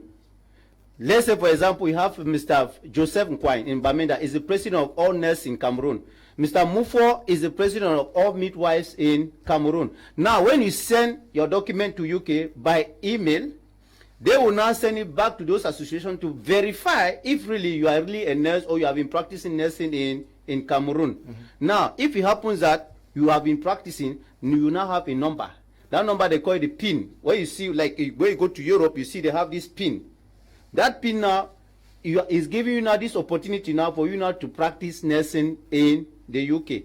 So now we need ordinary level, A level, everything concerning your nursing. You must have an updated CV to tell us what you are doing. Now, you must also be receiving a salary, even if you don't have money in your account, but you must show the UK government that you have been working in Cameroon. That will facilitate your visa. Okay. Now, for those who want to be part, how much will it cost? You say 4,000 something? Okay, for those who want to be part, the fee is £4,300. You don't give your money to nobody. You send the money directly to the education provider in the UK. You keep your receipts. Okay. Yeah. And then secondly, we will be having a seminar tomorrow in Douala. Okay. At the Hotel Valais de Prince here in Bisenge. And we will invite parents, nurses, what are those who are still going to school? We need them to come so that we could orientate them, because I am specialist in orientation. That is what I study in the uni in the UK, to guide what they are supposed to do, instead of expecting from the government, because UK government is trying to... We are running out of time. Mr. Njume Valentine, there is a seminar tomorrow at the hotel here in Douala. Yes. Is there any other seminar in Yaoundé? Yes, there will be a seminar on the 23rd at Jega Palace. 23rd of January? Yes. Okay. How do they contact you? Mr. Leo, I would love to present Mr. William, Mr. Huli, who is a court registrar in Boya, Court of Appeal, so that people should see him directly. Because can he come fast? Because we are almost out of time. Yes, Mr. William, you use the same mic. Can you just, yes, Mr. William, yes, just give the required information, please. Okay, okay. My name is William Kumekome Ebang. I'm the president of the Southwest Youth Associations, and my profession is a court registrar. We actually endorse this program because we have seen it necessary to encourage professionalism and employment in Cameroon.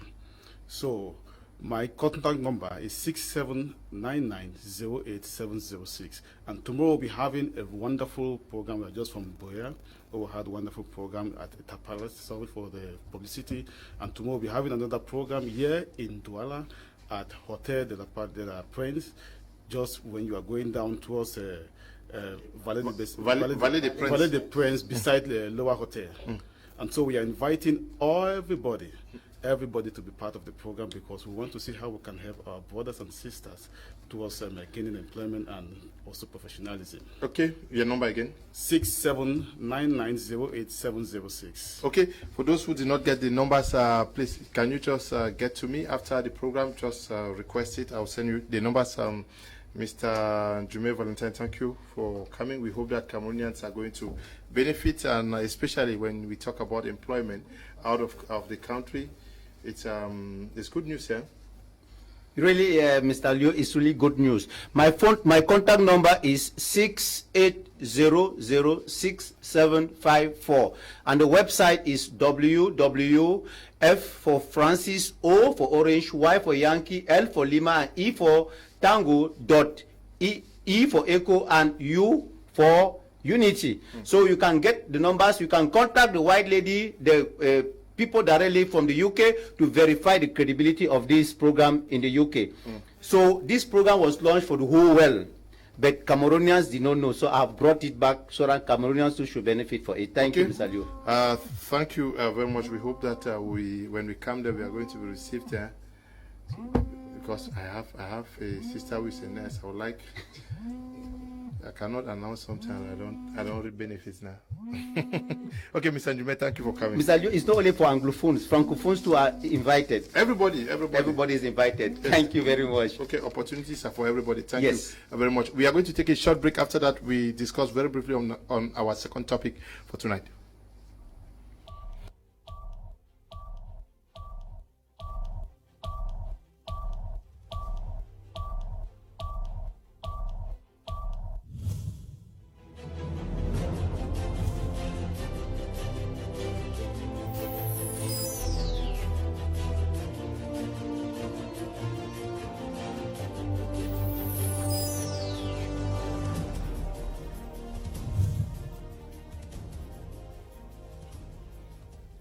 Okay, welcome back, and thank you to you, Mr. Njume Valentine Akela. We hope that those who have opportunity, who would want to work out there in the UK, especially in the domain of nursing, they should not miss this opportunity. And you who is watching and who has other opportunities for people to benefit, feel free to contact us. We'll give you 5 minutes on this program so that you can help the population. That is also our own way to bring development now. We should not only be talking. Okay. And for Ferdinand, you see, finance law is about 3,000 pages. Section for public investment budget is about 400 pages. They have less than 3 days to look at it. They receive it late and more. Only 3 days. You cannot change the date. Is that where the problem is? You have a very huge document to work on for 3 days. I don't think that is where the problem is. I see this as a solution to a problem that was posed by one of the sons of that area, late Atebeine, who wrote a book, The Paradox of the Organizing Country, and I think they were trying to correct that paradox by putting this thing in place. Parliamentarians have nothing to do with it. They cannot change anything there. The orders are coming from above, and the people of that area of the south have all been complaining that their son is up there, but they were not getting anything. So this is an overt effort to correct that. Okay. And there's nothing anything can do about it. Yeah. Oui, je vais dire. Effectivement, c'est 3 jours pour voir le budget. Généralement, la loi des finances et d'investissement, c'est 3 jours. Mais les députés, les parlementaires ont des assistants parlementaires. Par exemple, aux États-Unis, un député a 8 assistants parlementaires.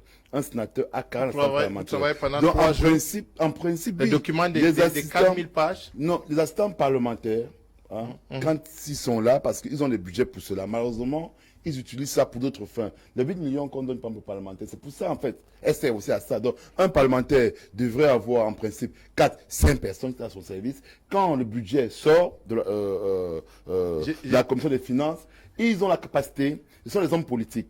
Ils ont sur un document. Je peux vous dire, ce n'est pas à lui de forcément lire tout le document. C'est un homme politique qui prend les décisions. Ils ont la possibilité que leurs assistants parlementaires peuvent être 3, 4, 5, 6 personnes qui sont des experts chevronnés. Ils étudient le document et leur montrent les failles. Le problème, c'est parce qu'au Cameroun, nos parlementaires, ne sont pas accompagnés. Sob Lazare avec combien de... C'est ça que j'ai envie de dire, que le problème, c'est qu'on ne peut pas progresser le temps. Non, vous avez eu un parlementaire. Monsieur vous ne comprenez pas. Je suis en train de parler de ce qui devrait être fait. Oui. Pas ce qui est fait. Ce qui devrait être fait. Pour dire quoi? Lorsque les assistants parlementaires, quand on est un député, on a des gens qui accompagnent le député. C'est-à-dire qu'ils peuvent être 3, 4, 5, 6, ça dépend. Aux États-Unis, c'est 8 pour les députés, 40 pour les sénateurs. Donc, quand la loi des finances sort, ils ont des gens qui peuvent les aider à éplucher, voir les failles, les informer. Et en tant qu'homme politique, ils doivent donc prendre des décisions de voir s'ils vont faire des amendements, oui ou non, s'ils doivent voter, oui ou non. C'est ça que les questions. C'est pas comme si, quand vous êtes député, vous êtes obligé de lire les 3000 pages, donc vous avez des personnes. Mais seulement au Cameroun, ils ne font pas cela. C'est-à-dire, l'argent qui sert à payer les assistants parlementaires, ils utilisent pour d'autres fins. Okay, ils utilisent pour d'autres fins. We are going to use the last 15 minutes to discuss on our second topic for tonight. I will start with you, Tamai Jarvis. There seemingly has been silence from the political class since the advent of the spiral of killings, a wave of killings from Momo to Santa to Mautu and also to Ndian division. What is not working for our political class?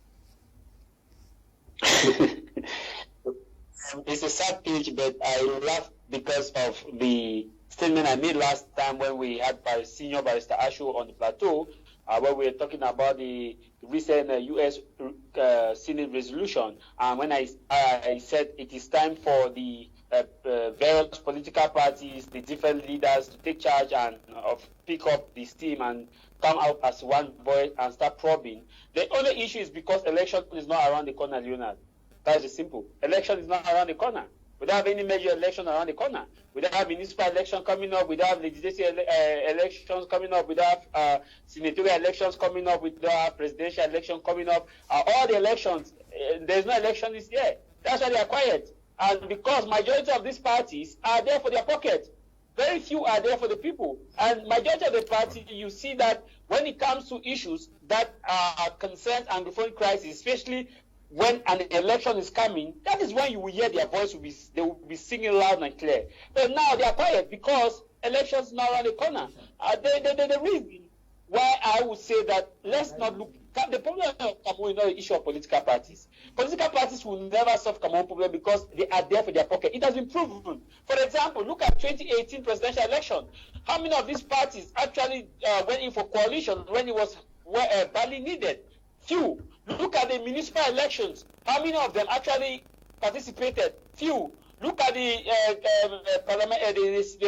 legislative election. The same scenarios keep coming up. Most of them are just there to look at the amount which is being given for political parties. To me, they are quiet because election is not around the corner. When we will have election around the corner, that's where you will see they'll be singing louder. If we had a serious opposition of political parties in Cameroon, Mr. Kum, what will happen? Why is it that since when the U.S. resolution, Senate resolution came up, none of them have actually formed a coalition to say let's write a joint letter to thank the U.S. Senate to at least recognize the need, what we have been crying for in Cameroon, the need for ceasefire. Thank you. None. They are not come as a team. CRM is fighting left and right. SDF is fighting left. Reform Party is there on its own. Kawala Party is there on its own. All of them are fighting up and down. But remember that until we come as a team, then our voice can be louder. But the simple reason is because election is not around the corner, Leonard. Okay. Let me not take much of your time on this. Okay. Senior Barrister, he is raising a question that I was going to ask you, that many persons are talking about a coalition to oust the President of the Republic. Isn't it also time for the entire opposition to come together for a coalition to ask for accountability and an effective end to the killings that are ongoing there? That's the opposition talking in one voice. Thank you, sir. If we had to wait for a coalition, I don't think anything would have taken place in this country. I did mention last time I was here that, as Mr. Jarvis is talking about Resolution 684, that resolution in the two chambers of the American legislature came about as a result of the work of the Coalition for Dialogue and Negotiation, of which I am a member. I am co-chair of the governance committee, Mr. Jarvis. You see, I am not sitting like other politicians in Cameroon. I am working for the peace. You see, coming together to go ask Mr. Biya either to resign or to do whatever. We know who he is. We know how he works. We all know it will have no effect. We have tried for 4 years, and there is no solution. And you look at what we have done, what the CDN has done just within 8 months, has started producing results. Today I saw the letter written by the French parliamentarian, no doubt, to his president, saying you cannot continue to be silent in front of the resolutions from the both houses of American legislature. France should do something. You see, this is showing that it is not from Cameroon here that you can have a solution, because when you have somebody on the other side, you must know who he is, know how he plays, before you know what method to use to tackle him. It doesn't serve any purpose. Look at my friend Mr. Ngepi. Last time they wanted to go down to the streets. What result? I mean, what result did we obtain from CPDM? Nothing. Imprisonment for people. You see, you should not keep hammering on methods that don't produce any results, but resort to things that will give you results. I think the better thing to do is to get the people who can bring this government to the negotiating table. Okay. Bring the government to the negotiating table, so that from that table, I have been saying this thing, the problems of Cameroon will be solved when the Anglophone crisis will be solved on a negotiating table, because that is where we are going to get a good electoral code. No, but my question is that why the political class has been silent with the killings? We are not talking. Well, we haven't. You didn't carry me towards that direction. No. The political class being silent about the killings. Yes. I don't know who you call political class, because I am one of them, and I have not been silent. But I've not seen your I have not been silent, because Mr. Jarvis was saying that. I'm not seeing your communique. I'm not seeing that of the. Excuse me. Yes. I was on Canal 2. I was on Sweet FM. I'm here today. I was on Dynamic FM. How? I have not been silent.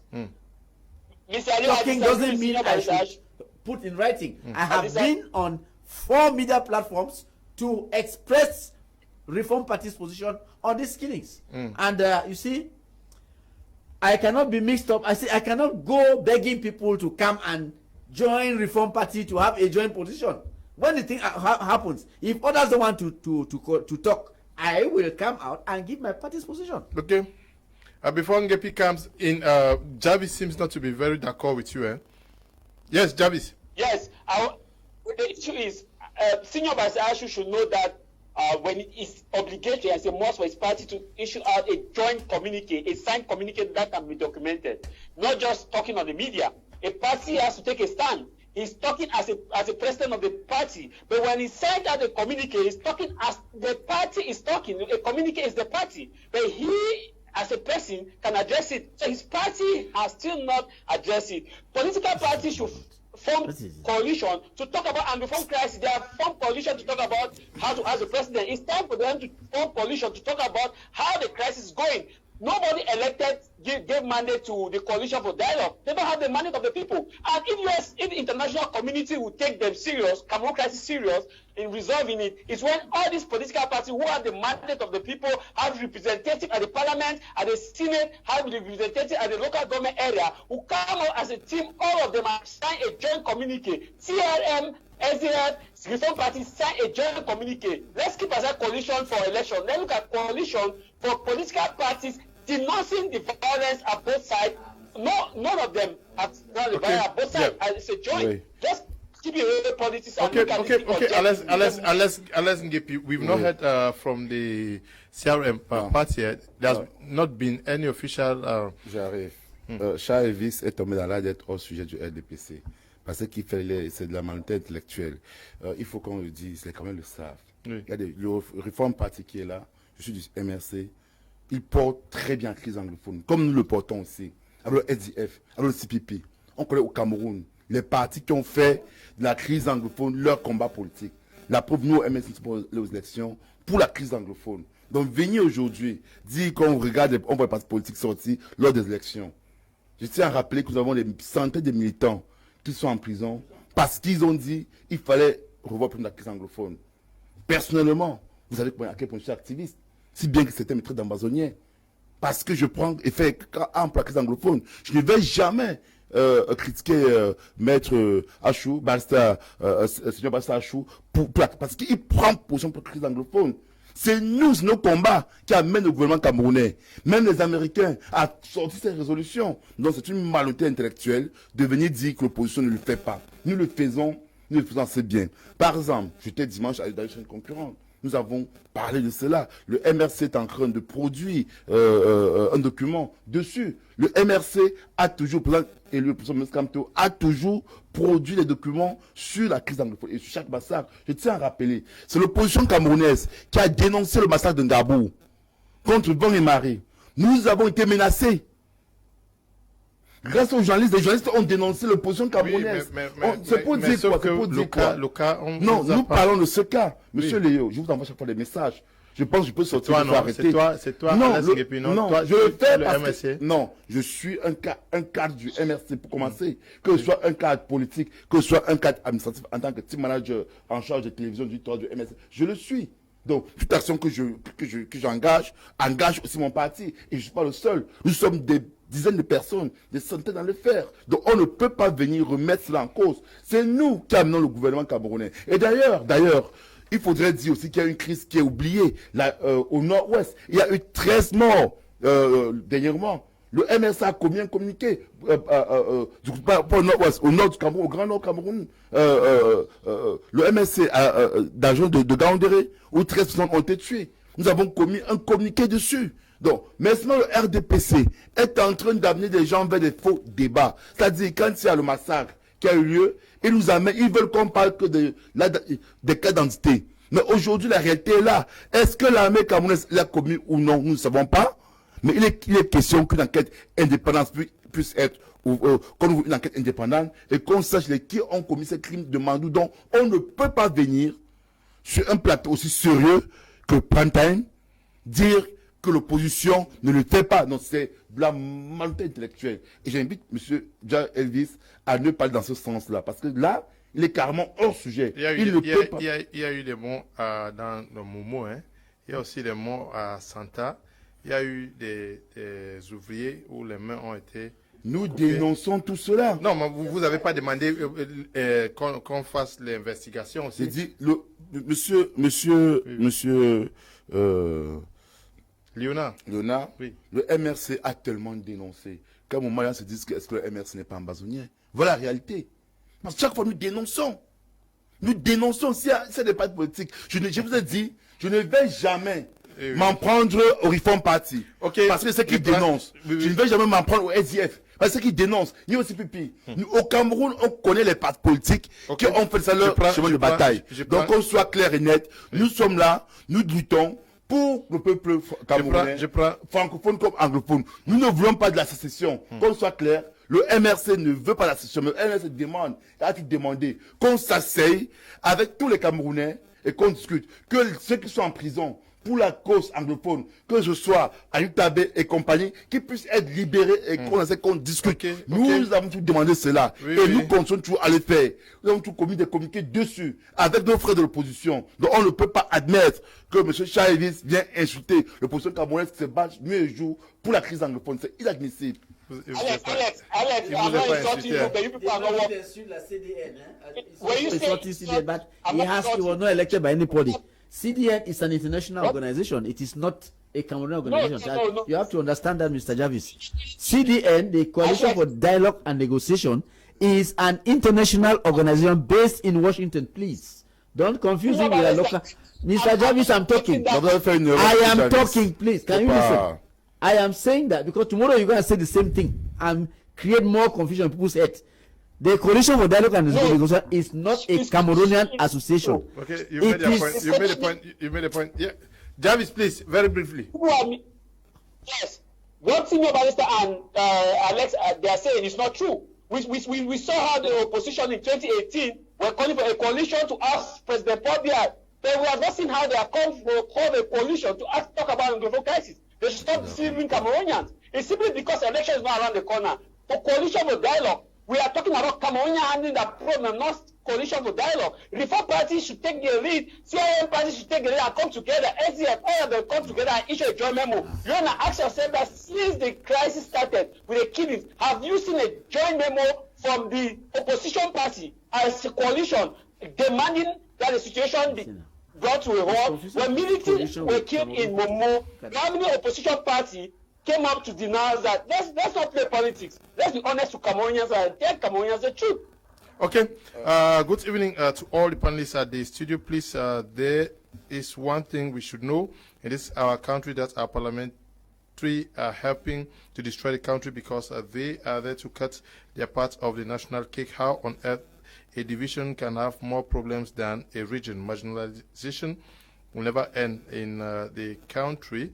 Good evening to you. Good evening, Mr. Liu. I love your program. Keep it up. Please, after the program, send me the contacts of the UK healthcare just advertised. I did not get the contacts clearly. Cliff Fofung, writing from Bamenda. Cliff, okay. You have the number there, Cliff. I just sent it to you. This one says, Mr. Liu, please help me with the number of the man who is having a job opportunity in the UK. Okay, I sent it to you too. This one says, okay, please for the number. You got the number already. Mr. Liu, please, let's be factual here. Cameroon does not have a parliament. MPs can and will never dare to question a bill. Raymond is writing from the United Arab Emirates. This one says, good evening, my media prime. I think we have better things to talk about now than this. This is the time for us as Cameroonians to talk or think about a possible solution to peace, to reign in the northwest and southwest regions of our beloved nation. Ernest is writing from Yaoundé. Thank you, Ernest. Many persons are asking for the number of Mr. Njume. Please just ask it on WhatsApp. I'll send it to you through WhatsApp. Please, Mr. Liu, I'm a keen listener to your program. Kindly send me the number of Mr. Njume, the UK nurse who spoke. Okay. Please ask a request for the number on WhatsApp. I'll send you the number, not on SMS. Good evening, Mr. Liu and panelists. I'm enjoying the program. Please keep it up. The program is quite nice. Writing from Limbe. Thank you very much. Eve, writing from Douala, says, hello, Mr. Liu. Please, can I have the number of the UK opportunity? Please, can you request it on WhatsApp? You get it. Good evening, Mr. Liu. Ask Jarvis if these parliamentarians, CBN, go against the hands that fits them. Yes, sir, must be their logo. Henry is writing from Bali. Henry, your message is not too clear. Nko, writing from Buddha. He says, good evening, Mr. Liu. Northwest and Southwest MPs have constructed mansions in Yaoundé and Douala, and those are their new constituencies and localities. MPs and senators are more interested in motions of support. Good evening to you. This one says, if you boycott elections, don't talk about parliamentarians. This one says, Mr. Liu, to the best of my knowledge, most of the people in parliament are hand clappers. Good evening, Mr. Liu. It's silly. Dins Nyoy, writing in Kumba. Courage to your good work. Okay. Good evening to you all in the studio. Mr. Liu, that man is talking what is right. Okay. Hello, Mr. Liu. I like the program. Tell my barrister that I can feel his pain. Ben is writing from Boya. We have to end here, unfortunately, for this edition of the program. We want to say thank you to you, Mr. Ndifo Ferdinand, who provided provided us with most of the documents we have used this evening for this edition of the program. The documents also have served Cameroonians across the globe. They are grateful. Some of them have said I should thank you.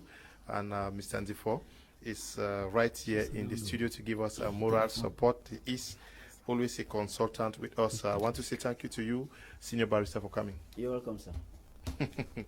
Merci beaucoup d'être venu. Oui, merci. Et juste continuer à adresser nos condoléances aux victimes de Mado et les victimes du côté de Boko Haram. Dire cette guerre a assez duré. Nous espérons que M. Biapol va prendre conscience et qu'il va écouter les pleurs du peuple camerounais. Qu'on ne se cache pas, M. Biapol n'est pas la solution. Il devrait démissionner et nous devons nous asseoir et trouver des solutions. Pourquoi le professeur Maurice Kamto Non, ce n'est pas le professeur Maurice Kamto qui démissionne. Nous allons nous asseoir avec Maître Achou, avec les autres personnes, discuter d'une solution de sortie de crise. Okay. Jarvis, thank you for participating.